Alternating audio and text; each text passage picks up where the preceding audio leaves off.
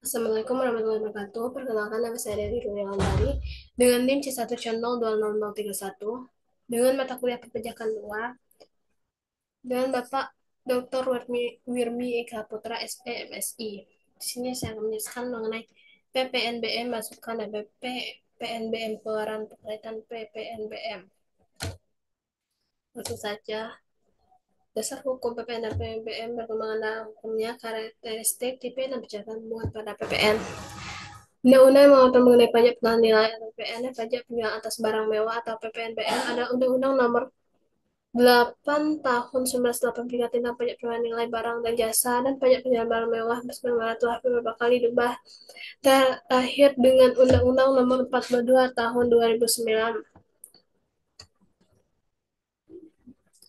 Nah, ini sebagai Undang-Undang Pajak Pengenaan Nilai 1984. Perkembangan dasar hukum pajak pertambahan nilai. Indonesia Undang-Undang Nomor 8 Tahun 1983 tentang pajak pengenaan nilai barang dan jasa dan pajak penjualan atas barang mewah lebih dikenal dengan nama Undang-Undang Pajak Pengenaan Nilai 1984 merupakan salah satu produk referensi Sistem Perpajakan Nasional atau Tax Reform 1983 sebagai pengganti Undang-Undang Nomor 19 Tahun 1951. Dirjen Direktorat Pajak Undang-Undang Nomor 35 Tahun 1953 tentang pajak penjualan. Undang-Undang PPN 1984 ini mulai berlaku pada tanggal 1 April 1985 dalam kurun waktu 15 tahun sejak mulai berlaku. Undang-undang ini mengalami dua kali perubahan. Perubahan yang pertama dilakukan dengan Undang-Undang Nomor 11 tahun 19 yang mulai berlaku pada tanggal 1 Januari 1995, sedangkan perubahan yang kedua dilakukan dengan Undang-Undang Nomor 11 tahun 1994 yang mulai berlaku pada tanggal 1 Januari 1995. Sedangkan perubahan yang kedua kali dilakukan dengan Undang-Undang Nomor 18 tahun 2000 yang mulai berlaku sejak tanggal 1 Januari 2021. Karakteristik pajak pengenaan nilai merupakan yang pertama itu pajak pengenaan nilai merupakan pajak tidak langsung. Karakter ini memberikan suatu konsekuensi yuridis bahwa antara pemikul ke beban pajak atau destinaris pajak dengan penanggung jawab atas pembayaran pajak ke kas negara berada pada pihak yang berbeda. Pemikul pajak ini secara nyata berkedudukan sebagai pembeli barang kena pajak atau penerima jasa kena pajak. Sedangkan penanggung jawab atas pembayaran pajak ke kas negara dalam pengusaha kena pajak bertindak selaku penjual barang kena pajak atau pengusaha jasa kena pajak. B. Pajak objektif yang dimaksud pajak objektif. Yang dimaksud pajak objektif adalah suatu jenis pajak yang saat timbulnya kewajiban pajak ditentukan oleh faktor objektif itu adanya taat bestan. Adapun yang dimaksud taat bestan adalah keadaan, peristiwa atau perbuatan hukum yang dapat dikenakan pajak yang juga disebut dengan nama objek pajak. Sebagai pajak objektif timbulnya kewajiban untuk membayar pajak pertambahan nilai yang dilakukan oleh adanya objek pajak. Selanjutnya objek pertambahan nilai dan pajak penjualan atas barang mewah atau PPNBM. Objek penjualan nilai PPN dikenakan atas yang pertama itu penyerahan BKB di dalam daerah yang dilakukan oleh pengusaha. Syaratnya adalah barang berwujud yang diserahkan merupakan BKP. Barang tidak berwujud yang diserahkan merupakan BKP yang tidak berwujud. Penyerahan dilakukan daerah pabean, penyerahan dilakukan dalam rangka kegiatan usaha. B yaitu impor BKP. Penyerahan JKP di dalam daerah pabean yang dilakukan oleh pengusaha. Syarat-syaratnya adalah sebagai berikut. Yang pertama itu jasa yang diserahkan merupakan JKP. Penyerahan dilakukan di dalam daerah pabean. Penyerahan dilakukan dalam rangka kegiatan usaha atau pekerjaan. Penyerahan pekerjaan 13 dan pemanapan BKP tidak berwujud dari luar daerah pabean di dalam daerah pabean. Penambahan JKP dari luar daerah pabean. Ekspor BKP berwujud oleh pengusaha kena pajak. Ekspor BKP tidak berwujud oleh pengusaha kena pajak. Kegiatan pembangunan sendiri yang dilakukan tidak dalam kegiatan usaha dan pekerjaan oleh orang pribadi atau badan yang hasilnya digunakan sendiri atau pihak lain. Yang itu pilihan BKP berupa aktifan menurut tujuan semua tidak untuk diperjualbelikan oleh PKP kecuali atas penyerahan aktifan yang pajak.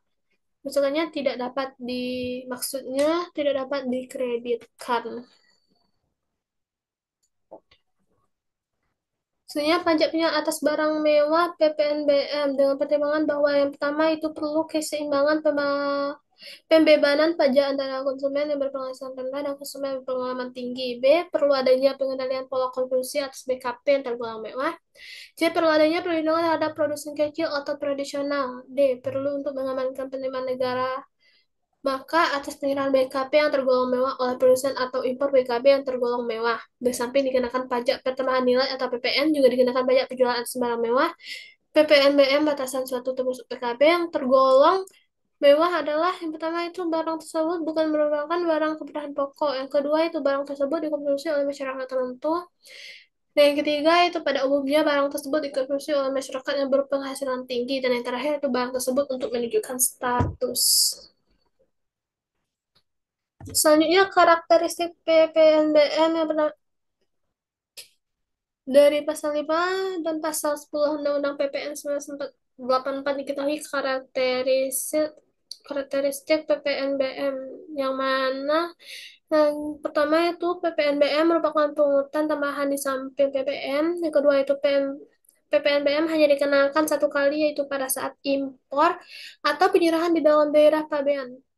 BKP yang tergolong mewah oleh pabrikan yang menghasilkannya. C. Yang ketiga itu PPNBM tidak dapat dikreditkan dengan PPN atau PPNBM, namun pengusaha kena pajak AMS BKP yang tergolong mewah dapat meminta kembali PPNBM yang telah dibayar pada waktu perahan PKP yang tergolong mewah yang diekspor tersebut. Berdasarkan ketentuan tersebut, pada dasarnya PPNBM hanya dikenal satu kali, yaitu pada mata rantai jalur distribusi yang disebut dalam pasal 5 Undang-Undang PPN 1984.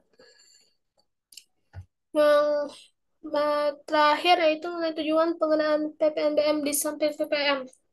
Dalam memori penjelasan pasal 65 Undang-Undang PPN 1984 ditegaskan bahwa tujuan penggunaan PPNBM di samping PPN adalah pertama yaitu untuk memperoleh keseimbangan pembebanan pajak antara konsumen yang menghasilkan rendah dan konsumen yang berpenghasilan tinggi. B. Untuk menghadirkan bahwa konsumen BKP yang tergolong mewah. C. Melindungi produsen kecil atau tradisional. D. Untuk mengembangkan penerimaan negara. Selanjutnya, tarif PPNBM berdasarkan pasal 8 Undang-Undang PPN 1984. Tarif PPNBM adalah sebagai berikut. Yang pertama yaitu atas impor atau penyerahan atau barang kena pajak yang tergolong mewah oleh pabrikan PKB yang tergolong mewah tersebut dikenakan PPNBM di samping PPN. Tarif PPNBM yang semula berkisar antara 10% sampai dengan setinggi-tingginya 50% sejak 1 Januari 2021 diubah menjadi paling rendah 10% dan paling tinggi 75%. Di terakhir itu mengenai atas ekspor BKP untuk gom mewah dikenal PPNBM dengan tarif 0%. Baiklah, itu dapat saya sampaikan. Lebih dan kurangnya mohon maaf. Assalamualaikum warahmatullahi wabarakatuh.